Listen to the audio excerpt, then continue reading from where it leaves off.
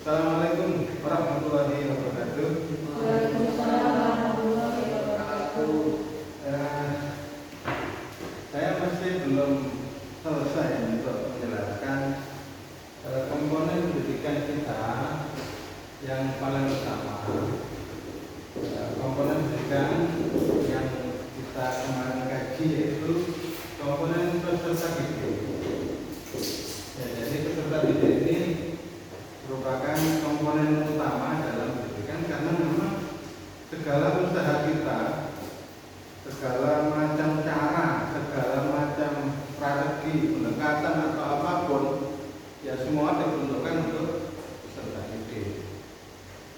Dan peserta didik itu yang nanti kita harapkan menjadi generasi penerus, generasi pemimpin, tidak hanya dalam skala kecil ya. Andaikan bisa gitu dalam skala besar, skala global. Jika bisa, peserta didik kita nanti, lulusan peserta didik kita itu nanti kalau bisa menjadi pemimpin dunia, menjadi pemimpin kelas internasional. Kita sekarang kan masih prihatin dengan dunia yang masih banyak ketimpangan, ketidakadilan, ketimpangan ekonomi. Itu negara-negara barat sangat luar biasa kaya. Makan itu dengan biaya yang mahal itu tidak masalah. Seperti artis itu ya, satu porsi makanan 500.000 itu sudah biasa. Tapi kalau sebagian besar dari kita 500.000 itu bisa cukup 1 bulan. Kalau misalnya setiap hari, misalnya lauknya tempe, tahu gitu ya. Nah itu realitas di masyarakat kita itu timpang begitu loh.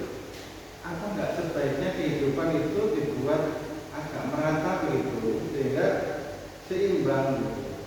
Sehingga kehidupan itu kayak nggak ada yang sengsara gitu. Jadi misi kita itu kan begitu, rahmatan lil alamin itu kan begitu kan.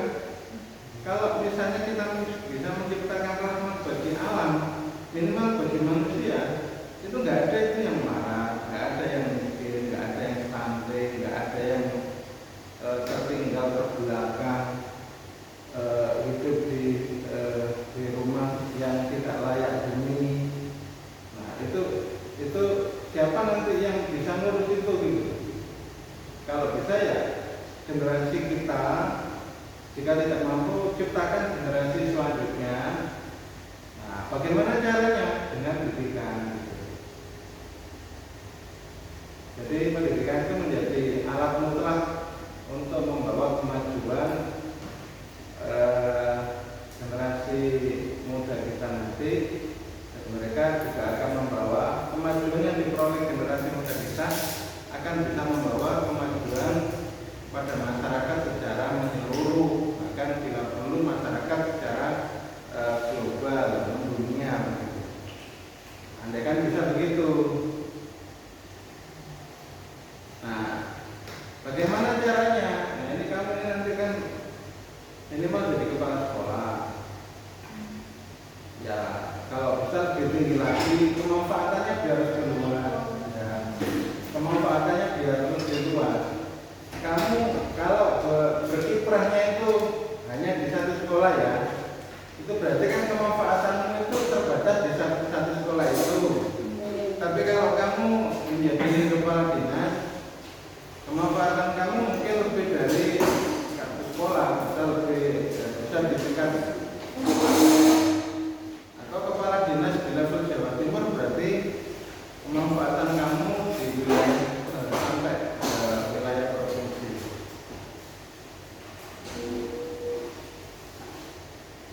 Nah, itu semua tidak bisa dicapai tanpa bekal pendidikan yang baik. Nah, sekarang ini coba kita pelajari apa sih yang menjadi persoalan dari komponen peserta didik ini yang sekiranya menghambat mereka untuk maju. Kemarin itu kita kan sudah diskusi tentang bagaimana intake peserta didik kita. Intake itu apa? bagaimana kemudian peserta didik itu kita rekrut, seandainya kita kepala sekolah ya, kita rekrut itu kita secara ranking atau bagaimana, atau secara ekonomi gitu. Nah, kemarin itu sudah kita bahas itu ya. Jadi ada sekolah-sekolah itu yang menempatkan peserta didiknya itu ya sebagai orang yang harus memiliki kemampuan tinggi, sudah dipilih melalui seleksi di sekolah itu, dipilih hanya yang bagus-bagus dan yang memiliki uang, karena syarat pendaftarannya itu tinggi banget, misalnya 100 juta, 150 juta. Nah itu kadang-kadang ada yang berpikir begitu, ada yang memperlakukan modal seperti itu. Nah sekarang coba kita cermati bagaimana sih kebijakan negara.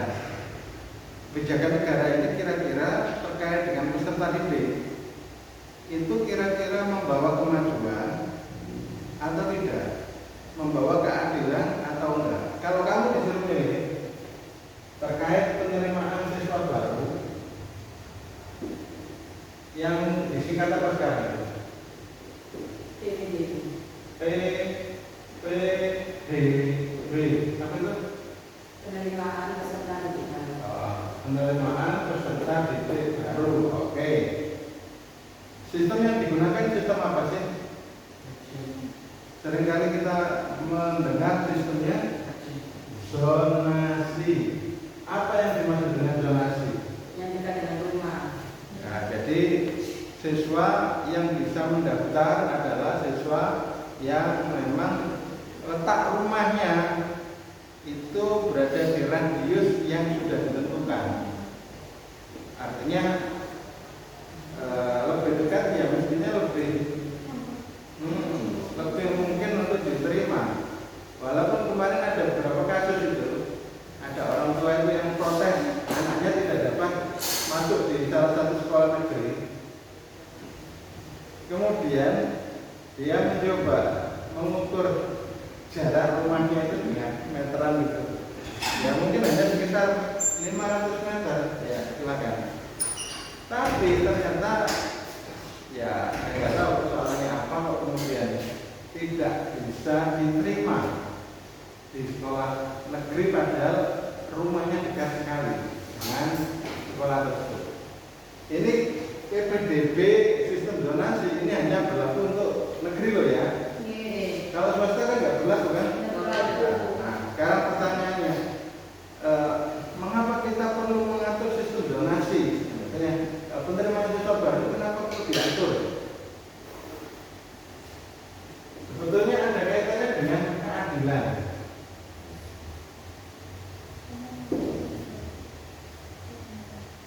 Terus nanti dibandingkan dengan kemajuan. Kenapa dengan keadilan? Ayo coba. Kenapa dulu tuh nggak ada zonasi, terus kemudian ada zonasi? Apa pertimbangannya? Apa pertimbangannya? Ini bukan hari ini ya, hari ini. Ya. Coba aja ada yang bisa memberi masukan.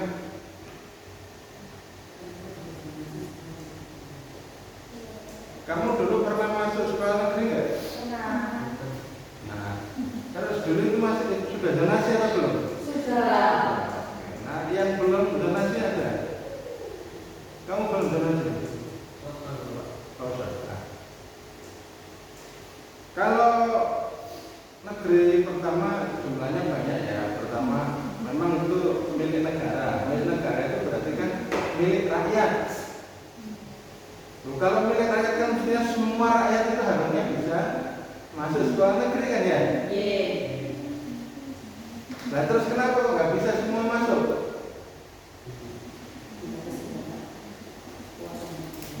Ya pertama sekolah negeri itu ternyata tidak mampu menampung seluruh masyarakat Indonesia, seluruh rakyat Indonesia itu nggak nggak bisa ditampung di sekolah negeri semua, nggak cukup bangkunya.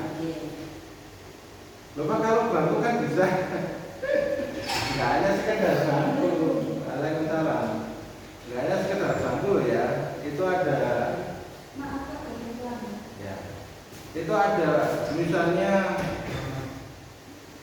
ruang kelasnya, gurunya, jadi jumlah guru dan jumlah ruang kelas, jumlah kursi itu tidak memungkinkan sekolah negeri itu menampung semua anak didik kita. Karena itu kemudian sekolah negeri itu ya membatasi penerimaan siswa baru karena sudah dihitung. Oh, ruang kelasnya itu ternyata hanya mampu menampung 8 kelas setiap tahun. Nah, kalau kemudian harus menambah kelas kan berarti harus membangun gedung baru. Nah, itu kemudian membatasi penerimaan siswa baru di sekolah negeri. Padahal sekolah negeri itu milik rakyat. Nah, milik rakyat itu artinya apa? Ya mestinya semua rakyat itu harus bisa masuk di sekolah negeri, karena sekolah negeri itu milik rakyat. Entah SD negeri, entah MI negeri. Nah, terus kok dibatasi? Rakyat kan berarti haknya dibatasi. Mestinya yang dibatasi itu siapa sih? Mestinya kan yang dibatasi itu yang sudah mampu. Negara itu nggak perlu ngurus yang harus mampu. Artinya apa?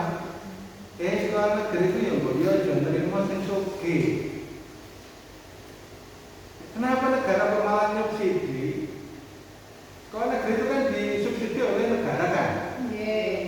Jadi semua operasionalnya baik gurunya, bangunannya, fasilitasnya, atau mungkin lab-labnya, uang operasionalnya, itu semua dari mana? Dari uang rakyat, dari negara. Terus kemudian kok yang bisa masuk negeri itu hanya yang kaya-kaya saja. Nah, itu kan berarti negara hanya berpihak kepada orang kaya. Nah, dulu sebelum zonasi persoalannya itu seperti itu. Yang bisa masuk sekolah negeri itu biasanya yang kaya. Loh, kok bisa? Dulu sebelum kamu mungkin ya,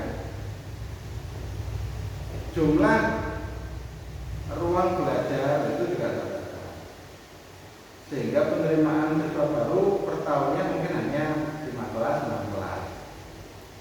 Itu yang pertama. Yang kedua, sekolah negeri waktu itu memperlakukan sistem seleksi berdasarkan ranking, berdasarkan nilai tes. Loh Pak, apakah kemudian yang nilainya bagus itu hanya yang kaya? Dulu rata-rata anak orang kaya atau anak orang mampu itu yang nilainya bagus. Kok bisa? Karena mereka biasanya di samping anak-anaknya itu disekolahkan, misalnya di sekolah yang bagus, mereka itu punya uang untuk memberikan bimbingan belajar di luar sekolah. Paham ya? Karena itu ketika misalnya tes masuk SMP negeri atau MTS negeri, yang bisa mendapatkan nilai tinggi itu ya anaknya orang kaya itu.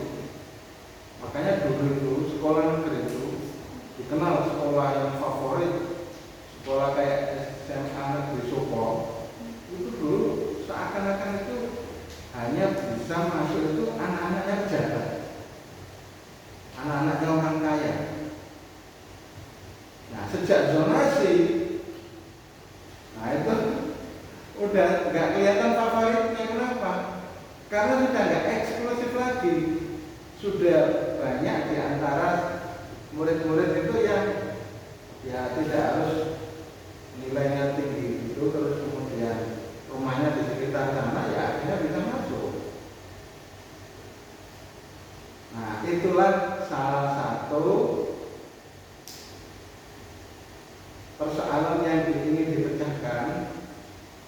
Ini eranya Pak Jokowi kayaknya, yang kemudian mengubah sistem penerimaan siswa baru itu dengan cara sistem zonasi. Dengan begitu, sekolah itu tidak dapat memilih siswa itu hanya dari yang pintar-pintar saja atau yang kaya-kaya saja. Itu yang sekolah negeri. Nah, sekarang kayaknya wacananya sistem zonasi mau dihapus. Nah, kamu kira-kira gimana? Setuju nggak gitu? Setuju. Kenapa setuju?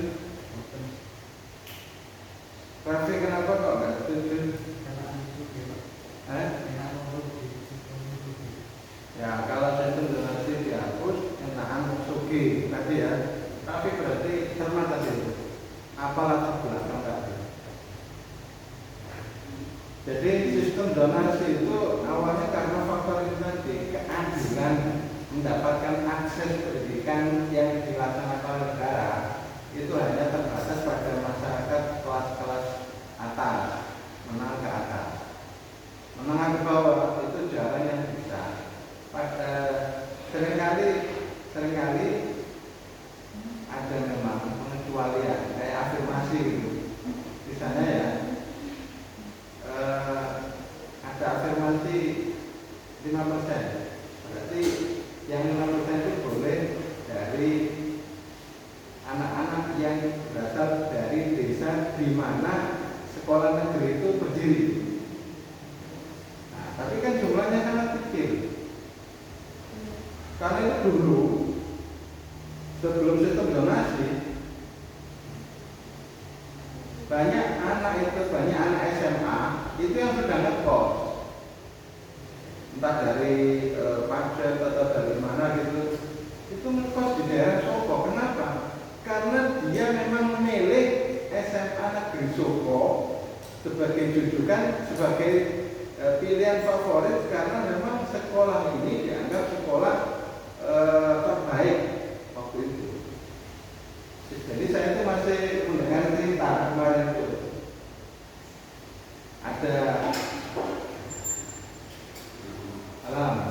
ada teman yang punya kos-kosan gitu, terus ketemu sama ini mantan anak kosnya.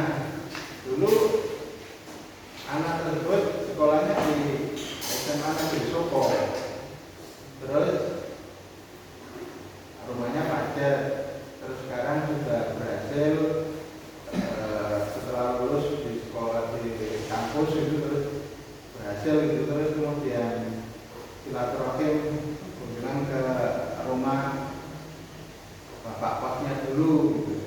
Nah, jadi di situ kita bisa melihat bahwasannya sekolah negeri dulu itu memang memperlakukan sistem tes dan menyeleksi anak yang bagus-bagus yang bisa masuk ke sekolah negeri.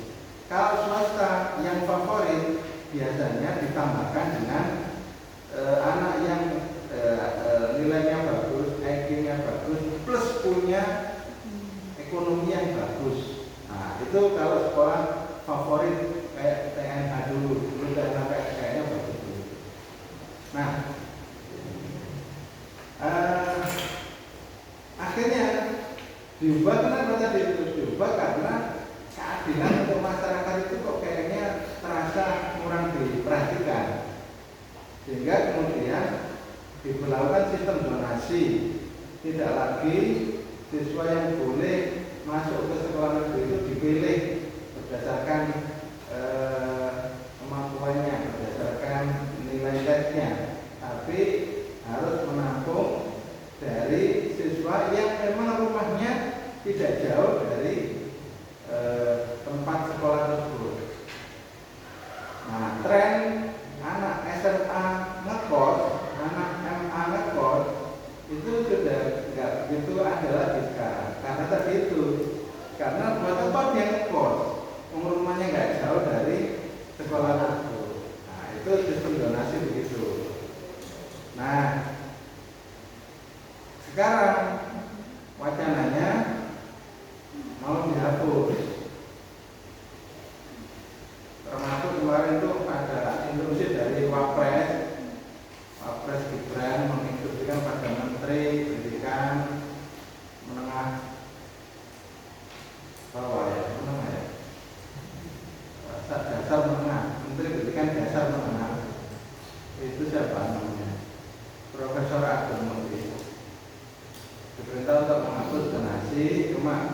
direspon akan dikaji terlebih dahulu, akan dikaji terlebih dahulu. Nah, sekarang pertanyaannya, kira-kira lebih tepat yang mana? Zonasi atau tidak zonasi? Zonasi atau seperti yang dulu tidak zonasi?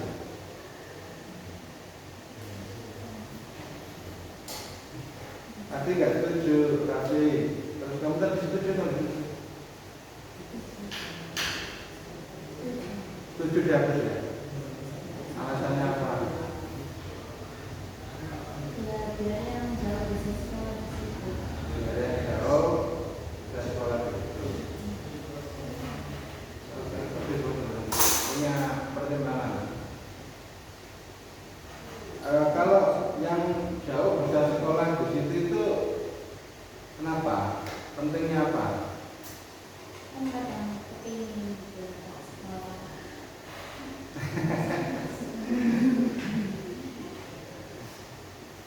Ada yang setuju nggak dengan alasan?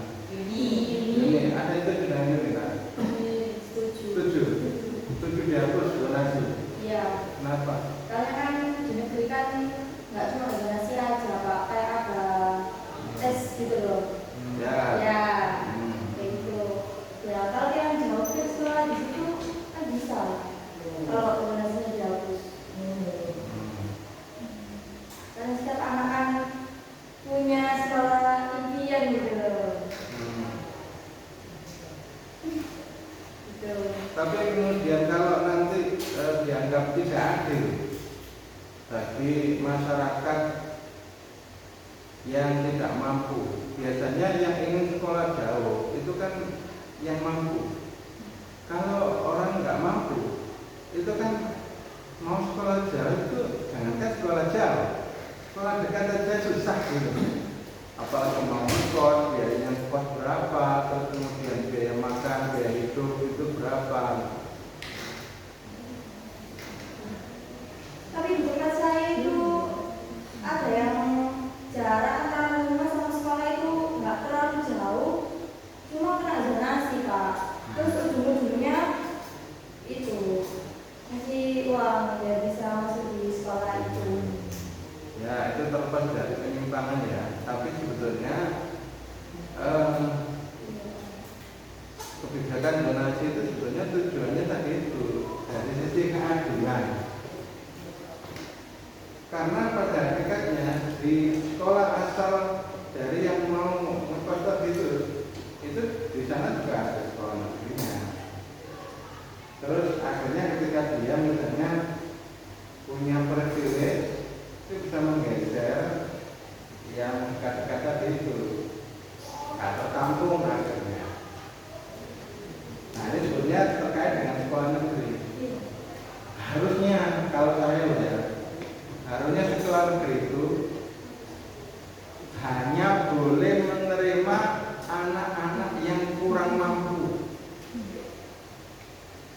Karena ini sekolah negara, sekolah yang dibiayai negara. Negara itu harusnya membantu yang tidak mampu, bukan justru membantu yang kaya, yang mampu, sementara yang nggak mampu akhirnya nggak mendapatkan layanan dari negara. Lu malah menggunakan swasta, itu Bapak kan? Swasta itu kan harusnya mandiri, membiayai operasional sekolahnya sendiri. Nah dari mana? Ya harusnya ya menarik dari siswa. Nah sekolah favorit itu yang swasta itu kan akhirnya bisa menghimpun dana dari siswa, dari orang tua siswa itu besar, dan akhirnya sekolahnya bisa maju. Nah biarin yang mampu-mampu menengah ke atas sekolahnya di swasta supaya sekolah swasta ini bisa hidup karena dibantu, di-backup oleh orang tua siswa yang mampu. Nah sekarang ini kondisinya kan nggak begitu. Sekolah swasta itu justru dihuni oleh anak-anak tidak mampu, anak-anak orang miskin, banyak kan nggak diterima di sekolah negeri. Iya. Akhirnya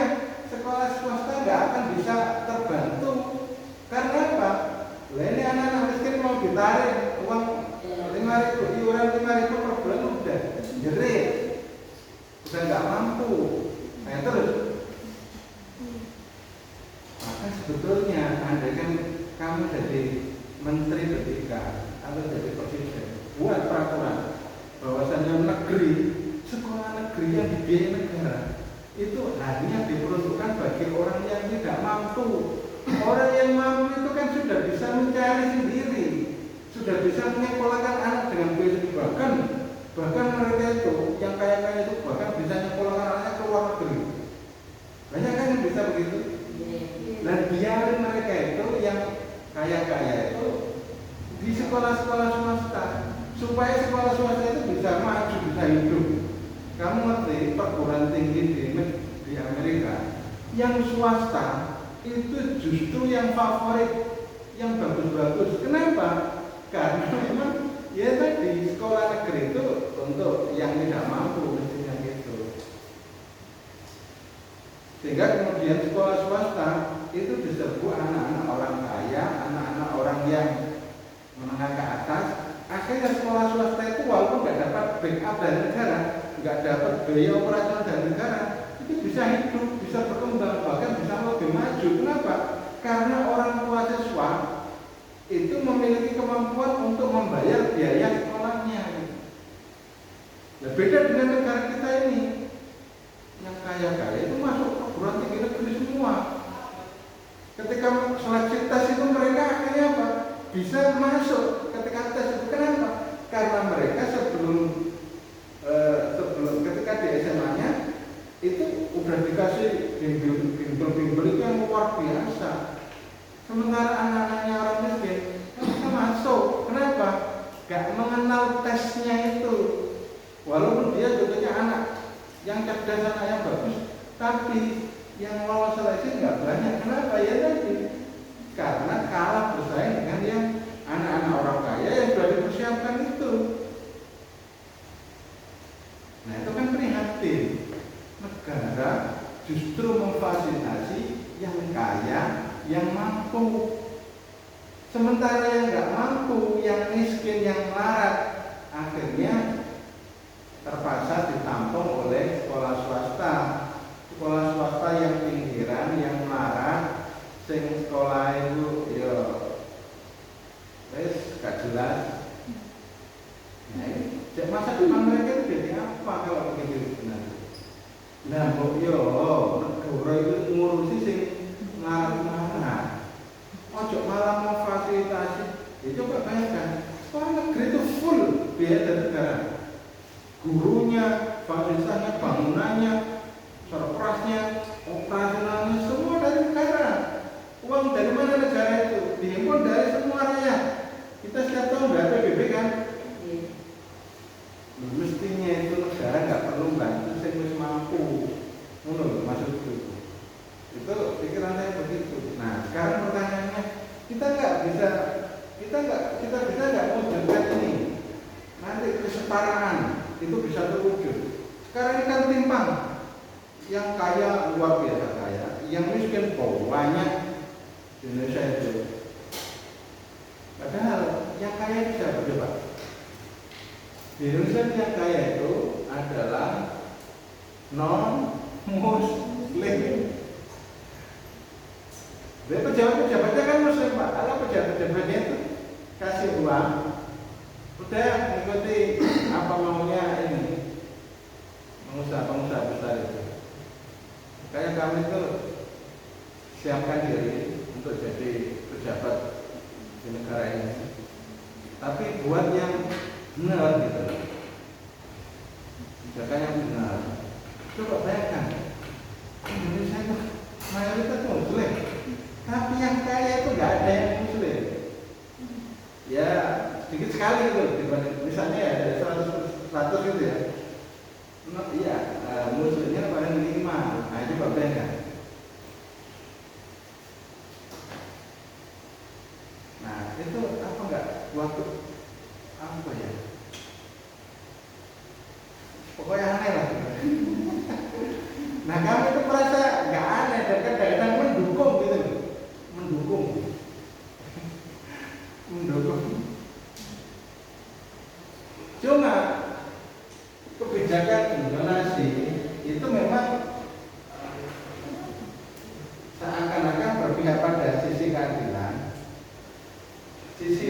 kemajuan itu kayaknya menjadi nomor 2. Kenapa? Karena memang akhirnya SMA negeri yang dulu favorit itu sekarang kan sudah tidak lagi favorit. Artinya apa? Berarti kemajuannya itu tidak bisa diperkuat lagi. Kenapa? Karena tadi yang masuk ke sekolah-sekolah itu kan sudah nggak pilihan lagi. Ya, memang ada yang berdasarkan tes kan hanya berapa persen gitu ya. Misalnya 20% itu yang berdasarkan tes. Jadi memang tetap ada yang punya kualitas bagus. Tapi selebihnya memang harus ada donasi misalnya. Afirmasi berapa persen.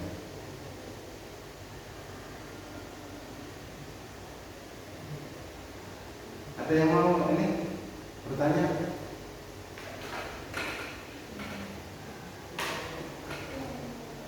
Tidak ada.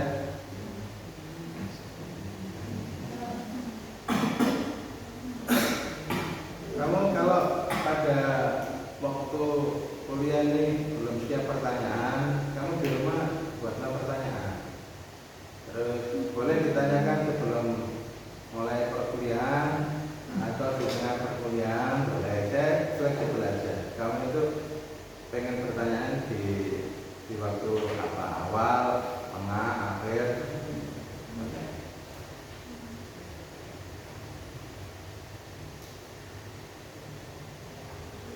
Nah, sekarang coba kaitannya dengan peserta didik. Ini kira-kira apa sih yang kebijakan yang paling tepat? Kemarin itu saya kebetulan membimbing skripsi yang mengambil tema zonasi. Nah, itu dibuka dengan apa? Zonasi, korelasinya dengan efektivitas pembelajaran.